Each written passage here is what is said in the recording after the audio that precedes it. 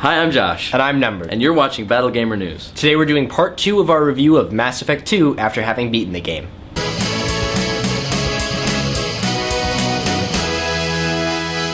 My two main criticisms in part 1 were that the Citadel was much smaller and the cast of squad mates wasn't as good, and after having beaten the game I can happily say that both of those criticisms were not valid.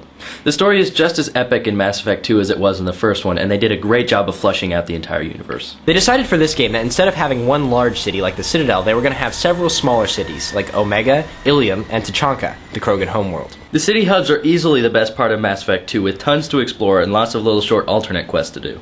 After acquiring most of your squad, you can begin to do missions to gain the loyalty of your crew. These missions are a ton of fun, and they show some of the cool backstories for each character. After figuring out what each of them has been through, I found myself liking even the crew members that I had previously discounted, like Jack or Grunt. In these missions, you also get to see a lot of the interesting places that you only read about in Mass Effect 1, like the Quarian Flotilla and Tuchanka. This game gives you a larger sense of universal scale, but you only get to explore a small part of each of the main worlds. One huge annoyance was the long and boring loading screens. Every time you die, it's extremely frustrating and you have to sit through another one. A lot of people complained about the elevator loading screens in the first one, but at least those didn't take you out of the game, and there was still a chance for some dialogue. The improved combat and graphics are as great as ever, but I did have a few weird glitches and bugs while I was playing. A couple of times the transitions while talking were really delayed, and even once I no-clipped through the desk in Liara's office. That is far from a game breaker though, and it didn't really bother me that much. They also do a good job of showing you what your non-returning squad mates do from the first game. You may remember from the first game that only 2 of your squad mates were possible love interests for the game. In this game, all of the members of the opposite sex are possible love interests, and even one non-squad member.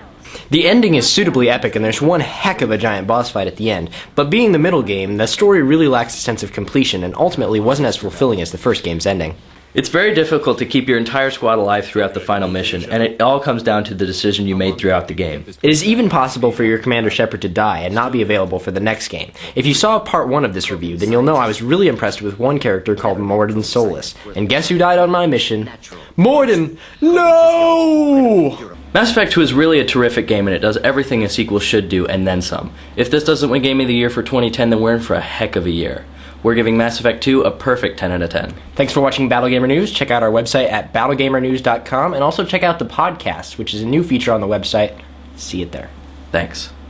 Just so you know, I'm running a fever, I've got a nasty cough, and my sinuses are filled with something I can't even describe. And it was totally worth it.